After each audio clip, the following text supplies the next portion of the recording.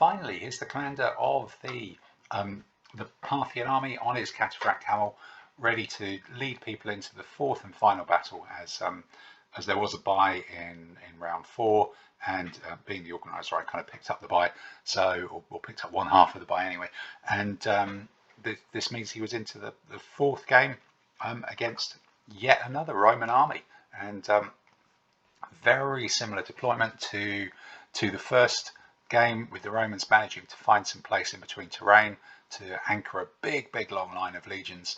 The first game didn't end so well, it ended in defeat, and there's also a lot of irritating terrain on my half of the table, which makes getting the cataphracts deployed rather tricky. There's this big kind of plantation or wooded even hill possibly, which has really stretched out and parceled up my army, so I've just somehow got to get round it. And what I've decided to do is jam all the normal cavalry cataphracts just into here, use the javelin men to just occupy this wood, put these other ones, the 2 camel fracks, on their own around here. I was sort of maybe expecting to see some cavalry.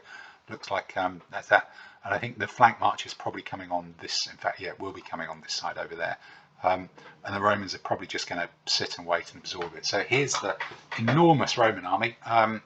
So you've got swordsman impact, auxiliary impact, 3 and 3.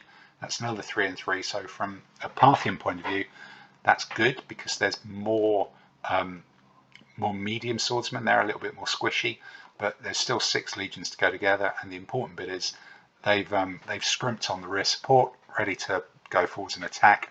But against the cataphracts, that's pretty important to have that.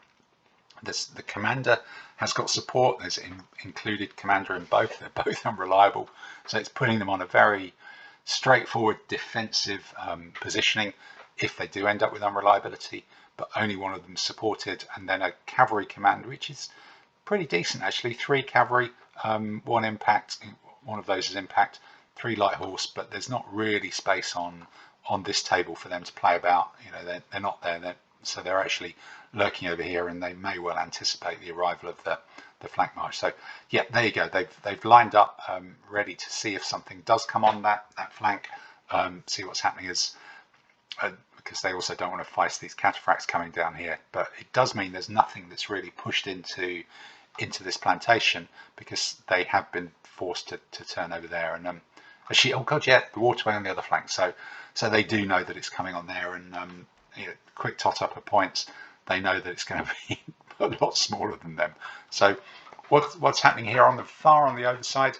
So this looks like the Romans have kind of pushed to the side of that hill, and they tried to chase my javelin men up it with an auxiliary, and the javelin men have run away and then come back and kind of tried to mug the auxiliary, using the classic tactic of getting a light foot in the flank to remove the impact bonus of the auxiliary as well.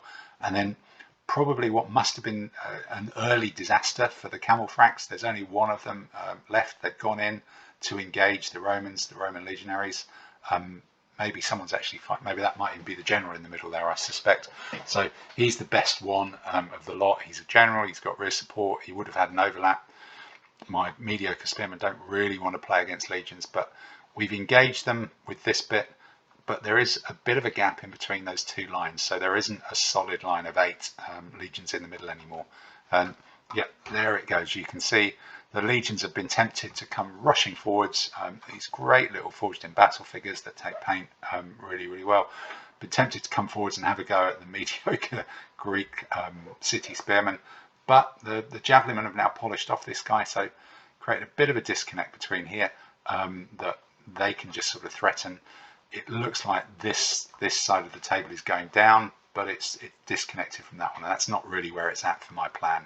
So again, my plan: get the cataphracts in cleanly, which it looks like is what they've pretty much done. There's 4 of them in there. There's a couple still to catch up here. These guys are still waiting for the flank march to arrive. I've actually rather bizarrely pushed some light horse straight through a plantation. It's only rough terrain, they go quite quick, but there was no infantry there to catch them in it, so they come out the other side, and they're just going to try and keep these guys occupied while this fighting goes on. In fact, that's not 4 cataphracts, that's 3 cataphracts and a medium cavalry. So it's just all about occupying this end of the line, stop it turning onto the cataphracts to give them time to chew.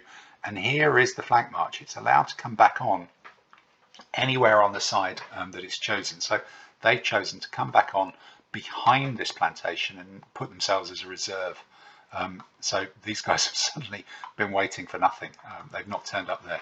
So yeah, you can see they're now trying to get into action, or being forced to get into action to face these light horse who are outmatched. They're going to die, but I've driven away, I've created an overlap. We've got a good chance for cataphracts to go in.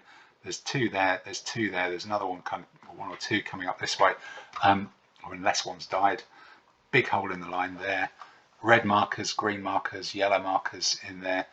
Only 1 hit for my cataphract. So against unsupported legions, it's a very, very different story than against supported, particularly with an overlap. And I've learnt my lesson about protecting the flank at all costs, even if the cost is the death of these light foot. Baggage is going to be safe from my flank march for a change, which seems to happen in every other game.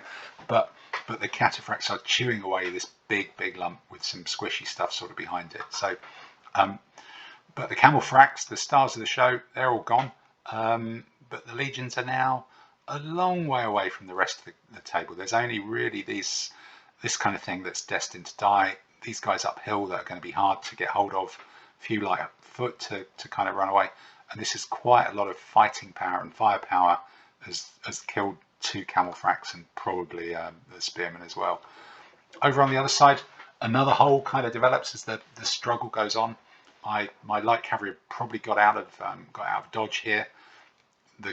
The enemy cavalry, the Roman cavalry, is starting to engage my medium cavalry, who is struggling, but it's just buying time for these guys to punch the hole through and bring up some yet more cataphracts into reserve. So here it is. It's starting to fall apart. 2 holes of legions there. This one follows up into the artillery that are really, really squishy. The second wave's coming in. There's a big hole here. This is just a little isolated island of very badly battered with a red hit legions there. And the cavalry are just about making space, but they're still going to struggle to have much of an impact on what's going on here, where there's 1, 2, 3, 4, 5.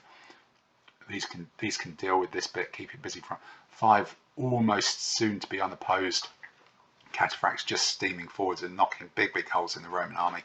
And you can see there it's now just down to 1 legion auxiliary there. Very little left.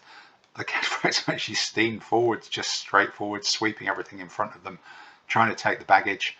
These guys are turning to engage these cavalry as well, but this is just punched through the middle because of that lack of rear support and the distraction of half of the legions chasing after the camelfracts. So yeah, you don't see cataphracts just going straight through the middle and into the baggage every day of the week, do you really? But it does count, and it scores quite a lot of points, and there's still 5 of them left alive here. The reserve, the flank march commanders come in to provide extra overlaps as well to try and finish off these guys as well. But this is a big bit of damage to this Roman army, and that's the big bit of damage that pushes them to defeat in this final set of results that sees the Parthian army lose the first game, mutual destruction there, win against the Japanese. The null is a score draw for the bye, and then wrap up with a victory to end up in, what is that, 1, 2, 3, 4, 5, 6, 7, 8, sort of 8th, 9th, 10th place or something like that, in a competition that very good spread. There's not really a pattern there of armies being pushed to the top of the bottom. They're all over the shop really. Palmyrans at the bottom, Palmyrans at the top, and 34 people taking part in the midweek inaugural Kegworth Codgers Old Codgers Challenge. And going forwards, Kegworth Codgers 25 is already in the diary for October 7th and 8th, Tuesday, Wednesday. I'm just getting around to sorting some other bits out of it, and I get that out and available after the success of it. And actually, with Lance, we're now looking at a spring Codgers as well, the Fleet Old Fogies in spring 2025 in a hotel just off the M3. So it's sort of near-ish to pretty near to Farnborough. again, it's I think it's probably a slightly nicer hotel, to be fair to them, than the or a lot nicer hotel than the Kegworth one, but good rate rooms, close to the high street. Gale's Bakery, that's the new sign for a nice neighbourhood. Apparently, it's almost the same as having a Waitrose, but probably the same sort of thing. So that, look out for dates. We're looking probably for dates in March for that one as well, and probably to do some 25mm as well as 15mm there. There's a lot of people in the southwest on the M3 A303 who are big 25mm fans. So there will be 2 midweek competitions in next calendar year as well. Watch out for details on that one. And that is the back of the story of these 4 battles and the back of the camel frack. So thank you for watching. This means war.